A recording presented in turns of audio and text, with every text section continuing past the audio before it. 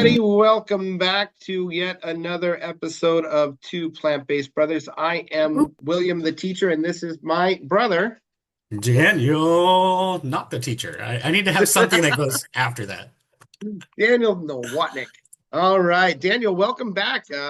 Happy Tuesday or something, whatever day it is we are recording on. Happy Hope you're Tuesday. doing well. Yeah. Today, we do want to get into a little bit of the exercise routine and kind of what we're doing now and how that started. We will have other episodes on a lot of different exercises and things like that, but specifically what we do and one thing that I do, I don't know if you want to see behind me, is my map of San Ooh. Diego with all the different places that I've walked. I'm a walker. You can call me So William the Walker. are you telling me all those lines on that map are all the streets you've walked? Yeah, yeah. Some people call me a street walker. Yeah, yeah, street walker. And now I'm really thinking about going off trail, off the streets as I've shown you pictures recently of my more recent walks of going off-roading. So that's something I'm going to be looking forward to doing. But master of the streets, if you will. I've done it all, so kind of how that started and everything. And then Daniel is an endurance runner, would you say? Yep. So I love trail running. So talking about off trail, it's actually on trail for me. And it's something I got into over the last couple of years. So I'll talk to you a little bit of how I kind of fell into it. So yeah, let's start there. Like, how did yeah, I know you've done a lot of different exercise things and you've tried a lot over the course of of your life and the years, but when you first told me that you were going to run for or at least move for 24 hours in a Yeah. row, I said, this is insanity. Yeah. What the heck is going on? And how in the world did you get up to this point or even think about this point of doing like 24-hour challenges and things like that? No, you're right. It is the definition of insanity. And I guess when I first started out, it wasn't necessarily the immediate goal, but how I kind of fell into it. And backtrack just a little is when I was a kid, a teenager, I absolutely hated running. Didn't like it. I was overweight. I could not run continuously for the mile that you have to do in PE class. Like it was a struggle, huffing and puffing. Wasn't until college or high school that I lo had lost some weight because I started working that I was able to run a continuous mile. So, but I've always had this really hatred for running because of that childhood upbringing, and I still don't like running. Funny enough. But I found, I guess, a weird thirst for pain. And so I kind of fell into ultra running about, I guess, 2 years ago, December. So what happened? I was going to F45 in my neighborhood, so like group classes, strength training, that sort of thing. And then my gym closed down. And I was so Oh, pissed. I was like, what the heck? It just closed down. It was a franchise. and The this was after franchisee. COVID, right? This wasn't COVID time, was Yeah, it? this is after COVID, Oh, and so and I had run on and off between a teenager to where I'm now. I had done a couple marathons. So I had done some regular tra no, what do you call it, street races and stuff. But I swore that once I did that marathon, I would never do it again. So, anyways, F45 closes down. And like, what the heck am I going to do now? There's no gym I want to go. I don't want to go to a regular gym, but I want to keep exercising. And then I think it was just my YouTube feed. I started really getting into people like David Goggins, who, if you're familiar with him, ex-Navy SEAL, no. ultra endurance racer. He also does like crazy things of like doing the pull-ups for 24 hours straight. So the guy's just Whoa. crazy. So I got into YouTube and these documentaries of these just ultra racers just going for long, long distance, 100 miles, 200-mile races. And I was like, you know what? I love the outdoors. I love camping. I feel like the scenery, as opposed to like a marathon, the scenery would be much more fun just in general. And I really wanted to test myself. So I kind of got it into it from YouTube, funny enough. And then I just started racing here in the neighborhood And so, like, you already or running. experienced running. You had already done marathons and things like that. Mhm.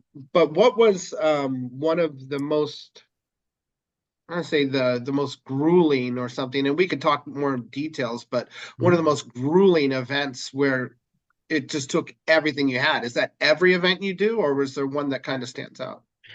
You kind of hit on it when you kind of introed and teed it up. It's the 24-hour races that I've done. I've done, I think, three now, and I think those are the hardest because they're typically loops, like a 1 mile loop, 2 mile loop. Yeah, that's what I was saying when you're talking about scenery, but Yeah. those ones, I Yeah, mean, those you ones are different, right? Yeah, so you have ultra races where you can do like, and I've done a 50-mile ultra race. It's a PCT 50, which was an amazing race, and I had finished it thankfully, and just before the cutoff. And then you have a 24-hour race, which is much different, which can be in very scenic areas. So I've done one up close to Idlewild, which is really nice, beautiful woods out there. And then I've also done some, and you had joined me in this one in middle of a park here in San yeah, Diego. And that is like a park. Like there's, I think people are doing football practice at one point during the day. it's You're just true. kind of running around in this Yeah, circle. The yeah, most grueling part about that is because you're going in a circle, your chair, your pit stop is there every time you come around. yeah, And so that chair is there to mentally say, hey, you can stop anytime you want, pal. Like you yeah, don't have to keep going. Like just take a chill, relax. You don't need to keep going. yeah. So mentally to get back up, I think is the hardest for me that I found. And then of course just that many miles on your feet. And so both um, the last two 24-hour races I've hit 100K, which is 62 miles in total. So that was my goal for that, and then my future goal is to get up to 100 miles. So that's kind of I in mean, 24 hour-ish. yeah, Just that's completing 100 that's miles would be great. that's a Doesn't matter lot, if it's and 50. I've seen people do it. I Yeah. mean, I've been on the course where the people just never stop running, and Yeah. it's kind of amazing. Now, just get a clarification for anyone out there who doesn't know what PCT 50 does. 50 refer to 50 miles? It does, yeah. And then the PCT is That's the not a Pacific Crest 50K. Trail. Yeah, that's a Yeah, 50-mile race. And then that one in particular, where it's situated, it's in East County, San Diego, yeah. and it's along the PCT, which is the Pacific Crest Trail. And I believe it had around between 9,000 and 10,000 foot elevation gain and loss. And so like that's like real trail racing, right? And where you're actually in the mountains and like absolutely gorgeous. But those climbs, like unless you're like elite and you're like in the front type thing, you're not running those climbs, right? You are hiking. So you're hiking Yeah. most of the time going up and then running on the flats and on the downhills as best you can. And the footing had to be quite difficult, the terrain, right? I mean, are you dealing with a lot of rocks and things like that? Oh yeah, yeah. That particular part of the PCT is very, very rocky. So they call that I don't know, they say technical. Like the more rocky it is, the more technical the trail is. So yeah, no, it really in some spots it really was, in other spots it was wider, just depending on which part of the trail we were on. But there's some where it's just like a sheer like the trail's probably this wide because of overgrown grass. And Yeah. then you have some rocks like in between, but then you have like the drop off, right? Like right, it was pretty scary. Wow. It Okay, was well, we're going to intimidating. hear more about this one. There'll be a whole episode Yeah, we can. about this PCT 50, and I think it's fascinating. Yeah. I want to hear more, but Well, I want you to hear know, more about the walking, and because I think I'm sure you've hit hurdles too, and maybe blocks, and whether that's like, am I really going to go walking this Saturday again for whatever 11 miles or 20K or whatever you're doing? yeah, I mean, so but let's just start. I mean, there's a great billboard somewhere. It says every journey starts with one step, right? And that's what happened with me and started in the fall of 2020 of just walking, getting up and moving, Mhm. right? And so walking to the first stop sign. That's it. Come back. That's it. Then walk a little bit further, walk a little bit Hmm. further every day, just taking it one more block. And we're just talking a few meters, I guess. I Hmm. don't know, Yeah. but not far up until the point to build that up to where it was a 4 miler, right? Hmm. So every single morning I wasn't working, I had the time. I'd get up, I'd have breakfast, I'd watch a show on Instagram called Chris in English. There's a plug there. Follow Chris in English on Instagram. And then I would go out and hit up my 4 miles, and it got boring. There's no doubt. So on Friday, I would get off of my track and I would go somewhere Hmm. new. And but it was still all around my neighborhood in La Yeah. Mesa. And it's just it felt good. I felt great. Once again, talked about weight loss, different things. This was Hmm. definitely a factor, along with changing the diet, starting to get moving, walking, and just walking. We're not talking anything crazy. I'm not running Right. or anything, just walking. Some inclines, some declines, nothing, no climbing mountains either. This is all street walking. And then there was this baseball game. The San Diego Padres were playing the Washington Nationals, and we're down by 8 runs.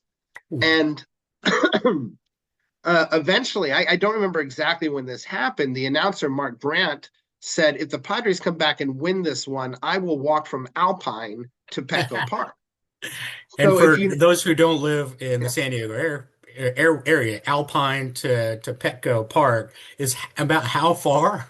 you're Like not going to for, find it on this map. That's way yeah. out here, way, way out here. Um, so I said, and they did. This was the Daniel Slam Arena game, if you know what I'm talking about. I don't. You don't. No. His name was I Daniel almost Scamarena, pretended to know. and he hit a relief pitcher hit a grand slam off of Max Scherzer. Wow. Yeah, yeah, it was something to behold. They came back, they won the game, and so he's like procrastinating. He's going to do it in the off season. But I said, man, this guy's going to walk from Alpine. I'm going to start up in my game, and I started walking further distances. I mean, like I said, I started with my daily 4 miler. Well, can I do 5? Can I do 6? Can I Hmm. do 7?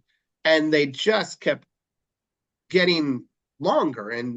And so it's one of those things. Can I walk from La Mesa, where I live, to downtown San Diego? And yeah, and so once again, I started working again, and these walks were pretty much regulated to Saturday. And Hmm. so every Saturday, I would make kind of a route, right? To see new parts. I wanted to see all of San Diego. And I kind of gave up on the whole Alpine thing because getting there is impossible on public transportation. So Yeah. then I started going, well, I have a trolley pass. There's the Hmm. blue line, the orange line, green line, copper line. And what I'm going to do is I'm going to get either on or off at every single stop. And I'm going to cruise those neighborhoods and I'm going to cross up every street. Well, I didn't get to every street, but it just kept getting more and more and more. And there were like holiday Monday weekends where I started the whole thing, a tradition. If it's a holiday Monday, walking downtown, it's about 17. It can be 17 miles, 13, 17, 18, Wow. 19 miles, depending on which route you take Right. and how you want to get there. And there are days when it's like, I don't want to do it. It's just Hmm. hot, but it became an addiction. It became an So, addiction to try to see everything, you know? so the goal is what kept you going, it sounds like. Yeah, but that's the thing is in order to accomplish the goal to walk every street in San Diego requires you to go up and down a bunch of Yeah. cul-de-sacs, right? And I've seen every neighborhood, and these are things that I just pass by on the trolley every day, right? And you don't see it. I think you can get a really good feel for Hmm. certain areas about being on the street, walking the street, Hmm. and usually early in the morning. You don't see a lot of people, but the people you see early in the morning are generally friendly and good morning, buenos dias. These kinds of things are it really you do feel good about yourself Good. and what you're doing. And every now and then you run into some trouble. Some people don't want Mhm. to talk to you or be happy, but I really met a lot of different people on just on the street and saying good morning. And I wish we all waved and said Yeah. hello, and not Right. everybody does, but that's something that you get in a city. And you see Sure. different architecture, you see different housing, you see a lot of places with just bars on the windows, broken Yeah. down cars. You get to be in the countryside where there's those sidewalks, and that sucks. For anyone wanting to walk up to Mount Helix, I've done it 3 different ways, and every way except is lemon's not too bad. If you go up lemon, it's not too dangerous, but going up, come on, be careful. It's a dangerous thing. So, like I said, started with one step. It got Cool. gradually longer, and the only thing that's really slowed me down is when I couldn't find new places to go. Yeah. and that's why I said I have to start off-roading, you know. And welcome to the off-roading because you don't get the good mornings, but you do get wildlife. I will say I have run into Which my doesn't fair excite me, share. Daniel. I mean, I've had coyotes walking down the street. But I've had coyotes, a million dogs say they're going to kill me. yeah, I've dogs seen, are scary in neighborhoods. yeah. Coyotes in nature, fairly harmless. I don't want to get have a run-in with Well, any you kind heard of it here wild first, cat guys. Coyotes whatsoever. harmless. But yeah, well, I think I can take a coyote. How about that? That's kind of my feeling. I feel like it. We'll see. It Yeah. hasn't happened yet. Usually the ones I've run into are they typically run away or just kind of run parallel with me and then find something else. But I've seen What about deer. rattlesnakes? I've come across a couple, but just like in the distance. I haven't had any on the trail where I've been. And then I typically try to get my racing in like pre-racing and training like from kind of like the holiday season into the winter, which weather like rain sucks, but less likely to have rattlesnakes in the winter just because it's colder. Yeah. So I haven't had any problems there. But what I do like about like the on the trail, like out of the city, is you're just with yourself, and I find that just a great time to think like when I'm running Mm. and just to kind of just be in tune with my body. I'm one not to I don't listen to anything. I never have anything in my ears when I run, mostly because I am in nature and I do want to be aware of those coyotes just in case. But also because I think it's just a great way to really tune into your body and feel how you're doing, whether you're going to go that another mile or you're feeling dehydrated. Am I strong today? Am I weak today? And kind of follow along. But yeah, it's been a big journey. I know we'll probably have another segment or two on kind of this running and exercise stuff. So looking forward to sharing more. Yeah, but I'm really interested to hear that you don't listen to anything. And You didn't know that? I did not know that. That just blew my mind Yeah. because yeah, I listened to a lot of different like podcasts and things Mhm. and to get started, but music really gets me going past let's just say past 6 miles, Yeah. you know. I And used to. I yeah, used to all the time, and then I think there's a couple of reasons why I stopped. One, back to David Goggins. I think he was on a podcast or something, and okay. this came up, and he was talking about like not listening to it. I guess like the harder you are, like you don't listen to it. I was like, okay, I'm gonna try it, I'm soft as and that's all. I shell. was like, I'll try it. But then what I discovered is the reason why I do it now. Like I said, is kind of keep in tune to the body. When I listened to stuff before, I realized that whether it was music or a podcast, it ended up dictating my pace. So like if I'm listening to like something upbeat, fast, I'm going faster. If I'm listening to Jack Johnson, which I typically do, I'm going mellow and slow. And so I was like, you know what? I kind of want to dictate my own pace and not the music or the sound. And so that's why I kind of made that switch too. The other thing is because I'm on the trail, my shoes are constantly on gravel or dirt typically, and it becomes meditative in a weird way. Mm. I mean, you've heard of like runner's high before, Oh yeah, right? Yeah, yeah. get into that certain space, and that's where I get that high from is that meditative kind of like crunch into the gravel. And I just I get in the zone and weirdly enough, I also do a lot of math when I'm running. So if I have a goal of doing X amount of miles that day, I'm looking at my pace on my watch. I'm like, okay, if this is my pace now, how many more, do I need to increase that by 30 seconds or what decrease it by 30 Okay. seconds, whatever, to hit a certain goal. And so that also distracts me too if I'm doing 16 miles or something that day. And then I'm not thinking about, oh, I'm on mile one, I got 15 more to go. I'm thinking about, okay, that's my pace right now. Cool. What's it going to be when I end? Very interesting. I mean, Yeah. honestly, because I my AirPods are a little bit older, so they usually Mm. only hold a couple hour charge. Really? So, and then I can put them back in the case and Charge. then I just start talking to myself, really. Nice. I love it. Just Same. whatever comes up to mind, but to be a part, and I don't know. I mean, it doesn't matter if I have music or podcast in, I can still be a part of the scenery, in my opinion, and Yeah. really take it in because that's what the whole experience. Yes, it's to get out, it's to get exercise, it's to get my steps in. But it's to see everything and to take it all in. Right. And like there are many times when I get put in certain situations that are a little bit dangerous, especially out in the sticks. You get out past the, Santee and places out there lakeside where there are no sidewalks, and it's something where you have to have your wits about you, and it's not about coyotes or anything, it's about Right. cars, Right. right? Yeah. They And could do that's damage. yeah, that's the danger I get into. But I keep almost all my playlists upbeat, and Mm. and I use it as I get tired to keep me going. So it's an interesting thing how you dictate your own pace, but I love it when the music helps me keep mine That's going. good. Yeah, I love the different sides of things. No, I definitely hear that. And then you can even for anyone who wants to do different paces, right? Because walking you're pretty steady, but different paces of running, whether it's interval training or you're looking for your best record or you're looking to Yeah. do an easy recovery run, then you can even, make your playlist based on it, right? Of like, hey, I'm going to do an easy run, so I'm going to listen to something a little slower versus faster. So no, good point. All right. We should Well, do it, right? yeah, I think we've been going a little long right now, so let's cut it. Okay. So anyway, thank you so much if you made it this far. I appreciate it. Thanks for watching. And don't forget, keep checking us out. I'm William the Teacher, I'm Daniel Nwander. and we are two plant-based brothers. Don't forget to like and subscribe. We'll see you next time. Ciao.